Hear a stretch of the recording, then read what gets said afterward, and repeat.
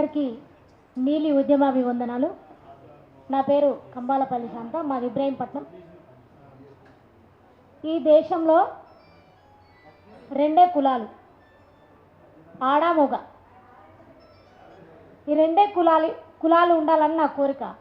ఎందుకంటే మగవాళ్ళు ఆడవాళ్ళు ఒకటిగా ఉన్నప్పుడే ఒక స్త్రీ లేదా ఒక పురుషుడు లేదా జన్మిస్తారు. కానీ మీరు ఈ కులాల పేరు మీద సృష్టించి బీసీలలో మూడు కులాలు ప్రాధాన్యతగా ఎక్కువగా మాల వాళ్ళని మాదిగ వాళ్ళని పెళ్ళిళ్ళు చేసుకుంటే ఎక్కువగా వీళ్ళనే హత్యలు చేస్తున్నారు. ఆ మూడు కులాల పేర్లు చెప్పాలో చెప్పొద్దు నాకు తెలియదు. కానీ ఇబ్రాహీంపట్నంలో నాగమణి హత్య జరిగితే ఆమె పెళ్లి చేసుకుంది అక్టోబర్ 10వ తారీఖు, నవంబర్ 9వ తారీఖు రోజు చంపేసి నెల లోపల ఒక కాకి చొక్కా వేసుకొని సమాజాన్ని కాపాడుకునే ఉద్యోగం చేస్తున్న అమ్మాయి కానిస్టేబుల్ నాగమణి ఒక కుర్మ కులంలో పుట్టింది. ఒక ఎస్సీ మాల అబ్బాయి పెళ్లి చేసుకుంటే తప్పేముందండి? తప్పేముంది? తనను పెళ్లి చేసుకునేటప్పుడు వాళ్ళ ఇంట్లో ఆ అమ్మాయికి ఫస్టే పెళ్లి చేసిరు. పెళ్లి చేస్తే ఏజీ లేదు కాబట్టి పెళ్లి చేస్తే ఆమె వదిలేసుకొని చదువుకొని హాస్టల్లో ఉండి పక్కకి వెళ్ళి చదువుకుంది. ఆ భారం అంతా శ్రీకాంతే భరించారు. ఇబ్రాహీంపట్నంలో హాస్టల్లో పెట్టి ఆ అమ్మాయి పార్ట్ టైంగా జాబ్ చేసుకుంటూ బట్టల షాప్లో జాబ్ చేసుకుంటూ కోచింగ్కి వెళ్ళి శ్రీకాంత్ ఆమె కలిసి ఉద్యోగం చేసుకుంటూ ఆమె ఆ జాబును సాధించి పెళ్లి చేసుకున్న నెల లోపలనే ఊరికి వచ్చిన వెంబడే తన తమ్ముడి చుట్టూ ఉన్న ఎవరైతే వాళ్ళ కులంలో ఉన్నారో వాళ్ళే ఇన్ఫర్మేషన్ ఇచ్చారు. రాత్రి మీ అక్క విలేజ్కి వచ్చిందండి. పొద్దున అమ్మాయి 8:30 డ్యూటీకి వెళ్తుంది. ఆమె ఎటు నుంచి వెళ్తుంది? రామోజీ ఫిలిం సిటీ నుంచి వస్తుంది. ఆ అమ్మాయి వెళ్ళిన మూమెంట్లో 8:15 ఇంట్లోకి వెళ్ళింది. రైట్, ఫోన్ వచ్చింది. ఆ ఫోన్లో కూడా అందులో ఎస్సీలు ఉన్నారు, బీసీలు ఉన్నారు, అగ్రవర్ణాలు ఉన్నారు. వాళ్ళ తమ్మునికి సమాచారం ఇచ్చిందంట. 15 నిమిషాలలో ఆ లక్కను అటాక్ చేసి గుద్దేసిండు కారుతోటి. అంటే ఎంత మూర్ఖుడైతే అంత ఘోరంగా చంపుతాడు. అసలు పుట్టిన తోడని చంపుకోవాలని ఎట్లా అనిపిస్తుందో వాళ్ళకి తెలవాలి. అంటే వాడు ఎంత కసాయి వాడనేది వానికే తెలవాలి. 15 నిమిషాలలో వచ్చి ఇబ్రాహీంపట్నం పోలీస్ స్టేషన్లో సిఐ ముందర లొంగిపోయిన తర్వాత కూడా ఆయన ఏమంటాడు? పరువు హత్య, భూమి కోసం హత్య అంటాడు. స్ట్రోలింగ్. అసలు ఆ డ్యూటీలో ఉండి నువ్వు ఆ చొక్కా వేసుకొని నువ్వు ఒక నాగమణికి జరిగిన అన్యాయానికి నువ్వు ప్రశ్నించకపోతే ఎంత అన్యాయం అది? ఎంత అన్యాయం అంటే అట్లాంటి వ్యవస్థలో మీరు జాబులు చేస్తున్నందుకు సిగ్గు శరం తెచ్చుకోవాలి ముందు. అక్కడి నుంచే వెంబడే రాచకొండ కమిషనర్ అక్కడి నుంచి ఆయనను సస్పెండ్ చేసింది. అంటే మాయా డబ్బు అనేది మనుషులను చంపిస్తుంది. మాయా డబ్బు ఎంతనన్నా పోసినా సరే, కానీ తక్కువ కులం వాళ్ళు పెళ్లి చేసుకుంటే చంపేయాలి. డబ్బు 5 నిమిషాలల్లో నీ ముందర పెడతారు వాళ్ళు, అంతే.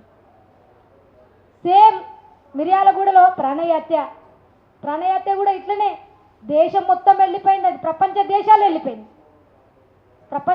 వెళ్ళిపోయి అక్కడ పెద్ద ఎత్తున దళిత బహుజనులంతా పెద్ద ఎత్తున ర్యాలీ తీసు.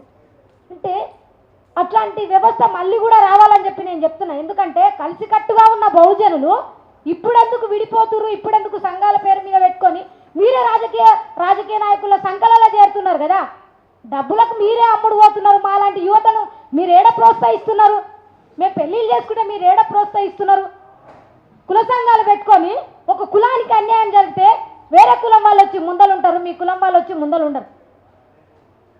ఇదే జరుగుతున్నదంటే ఈ దేశంలో, ఈ రాష్ట్రంలో జరుగుతున్నదంటే ఇదే వ్యవస్థ. ఇప్పుడు ఆ అమ్మాయి అంత చిన్న ఏజీ, అమ్మాయికి తమ్ముడు వడ్లకొండ కృష్ణ. ఆ అమ్మాయి పెళ్ళి ఇంత చిన్న ఏజ్లో పెళ్ళి చేసుకుంటే నెల లోపలనే ఆగస్టు 11వ తారీఖు పెళ్లి చేసుకుందామే, జనవరి 26కి చంపేసి.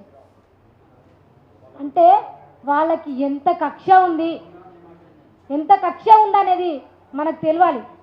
ఆ 3 కులాలు అనేటివి ఈ దేశంలో మనువాదులను పోషిస్తున్నారు ఈ కులాలే.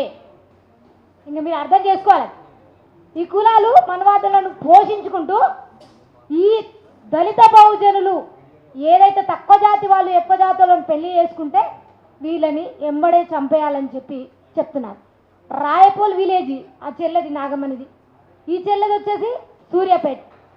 అంతకుముందు రేవంత్ రెడ్డి గారు సీఎం ఇంకొక నెల అయితే ప్రమాణ స్వీకారం చేస్తాడు. అది దండుమైలారం గ్రామంలో అమ్మాయి కుర్మ ఎస్సీ అబ్బాయిని లవ్ చేస్తే ఎవ్వరికి తెలియకుండానే తల్లి ఇంట్లోకి పోయి చీరతోటి ఉరేసి చంపేసింది, తన చీరతోటి ఉరేసి చంపేసింది. అంటే ఇలాంటివి రిపోర్టర్స్ కూడా 2-3 నెలల తర్వాత ఇస్తున్నారు వాళ్ళు మీడియాలలో, పేపర్లలో.